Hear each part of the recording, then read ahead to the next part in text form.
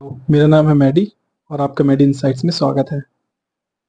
मेरा एग्ज़ाम 15 सितंबर shift third Ghaziabad में था, जो कि 100 किलोमीटर अंदर मिल गया था। और वहाँ पर टीसी जैसी सुविधाएं तो नहीं थी, फिर भी वहाँ सर्वर डाउन जैसी कोई समस्या नहीं मिली। स्टाफ भी काफ़ी कोऑपरेटिव था। अब ऐसी क्या लर्निंग रही जो मैंने वहाँ पे सीखी, जो मैं आपको बताऊँ ताकि आपको वो फेस ना करनी पड़े। चलिए जानते हैं। पहले तो मेरा एग्ज़ाम में मैंने कितने अटैम्प्ट किए, लगभग 81 टू 85 अटैम्प्ट किए। और कैसा रहा एग्ज़ाम सब्जेक्ट वाइज, तो रीजनिंग की बात करते हैं। रीजनिंग इजी थी, 25 में से 24 क्वेश्चन वन गो में करने वाले थे, और एक क्वेश्चन जो मैंने छोड़ा था वो मैंने बाद में अटेम्प्ट कर लिया। जीएस जीएस हार्ड थी, 4-5 क्वेश्चन ही वन लाइनर थे, बाकी सारे क्वेश्चन यूपीएससी जैसे ही थे, तो टीचर से हार्ड थी। इंग्लिश इंग्लिश में पैसेज आ जाने से थोड़ी हार्ड बन गई है। पैसेज अगर इजी होगा तो फिर इंग्लिश इजी हो जाएगी, लेकिन पैसेज हार्ड था तो इसलिए इंग्लिश टीचर से भी हार्ड थी। मैथ मैथ जैसे सुना था 12, 13, 14 में कि मैथ और रीजनिंग इजी आ रही है, तो मुझे लगा शायद ये भी इजी होगी, चलो ये क्वेश्चन ज़्यादा हो जाएंगे। पर मैथ भी मेरी शिफ्ट में मॉडरेट टू हार्ड थी। 12 क्वेश्चन ऐसे थे जो इजी थे, और 7 क्वेश्चन ऐसे थे जो मॉडरेट थे, बाकी 5 ऐसे क्वेश्चन थे जो डिफिकल्ट थे। एक क्वेश्चन ऐसा भी था जो लग रहा था कि शायद ये गलत हो।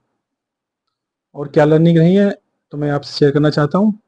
जब मैं सिस्टम के सामने बैठा तो मुझे काफ़ी डर लग रहा था कि क्या पता मुझसे ये ना हो क्वेश्चन, मैं एंड में छूट जाए कुछ। टीचर जैसा हार्ड आ रहा है, एडुकेटी जैसा हार्ड एग्ज़ाम आ रहा है, तो मैं क्या करूँगा।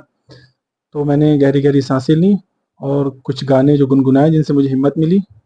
फिर शुरुआत का जो फेज़ होता है उसमें मैंने कतई लैग नहीं किया, आराम से रीजनिंग बहुत 12 मिनट में कर ली थी, तो ऐसी कोई दिक्कत नहीं आई। लेकिन ये था कि 30 मिनट के बाद जो डर दोबारा फिर से आ गया, तो मुझे वहाँ पर रुक के 2-3 सेकंड का पॉज़ लेके हिम्मत भरनी थी, लेकिन वो मैं नहीं कर पाया। इस चक्कर में वो 30 मिनट जो एंड वाले थे, तो मैंने डर में ही सारे क्वेश्चन सॉल्व किए हैं।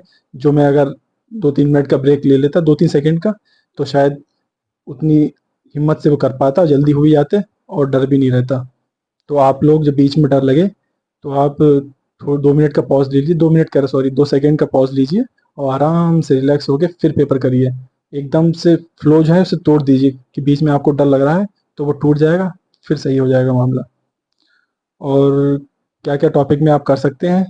मैथ में आप मतलब मैंने ये किया था कि मैं ईज़ी-ईज़ी क्वेश्चन लगाते जा रहा था, तो जब भी ईज़ी आते तो मैं आराम से कर लेता। लेकिन जहाँ भी क्वेश्चन को थोड़ा बदल देता है ना, तो दिक्कत स्टार्ट हो जाती है।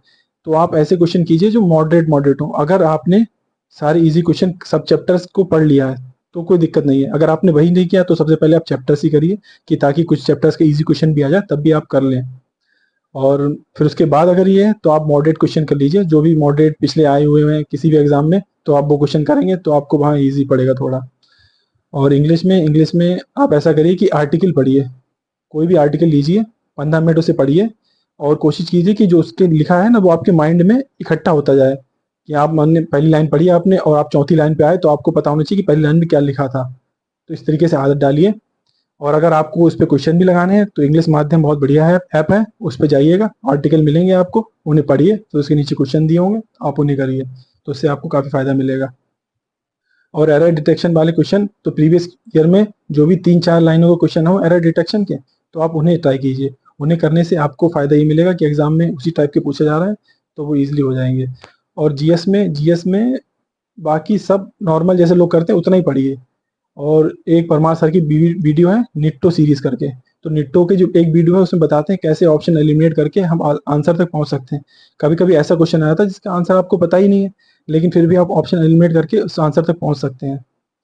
और क्या बचा, रीजनिंग रीजनिंग में यह है कि आप जैसे क्वेश्चन दिया हुआ है तो उसमें एड्रेस वाले क्वेश्चन आए थे जो नए टाइप के थे, उनमें भी आप ये कर सकते हैं कि ऑप्शन एलिमिनेट करके आप उन्हें जल्दी कर सकते हैं।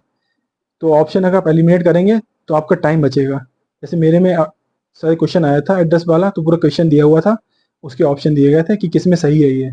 तो पहले में तो सही मिल गया था, तो जब मुझे पहले में सही मिल गया था तो मुझे नीचे जितने ऑप्शन थे उसमें पहला चौथा पहला तीसरा और बाकी दोनों ऑप्शन थे उसमें बन था ही नहीं, तो मैंने वो दोनों एलिमिनेट कर दिए। और ऊपर वाले जो क्वेश्चन थे उनमें भी देख लीजिए कि चौथा है और दूसरा है, तो चौथे दूसरे में एक को चेक करिए, तो आपका आंसर निकल आएगा, अगला वाला गलत हो जाएगा तो उस आंसर टिक करके आगे बढ़िए। जैसे आपका टाइम बचेगा, जो आपको बाकी जितने भी सब्जेक्ट बचेंगे उन्हें फ़ायदा मिलेगा। और इसीलिए थैंक यू फॉर वॉचिंग। और जो भी हो आप मुझसे कमेंट में पूछिए तो मैं आपको रिप्लाई करूँगा। Thank you so much.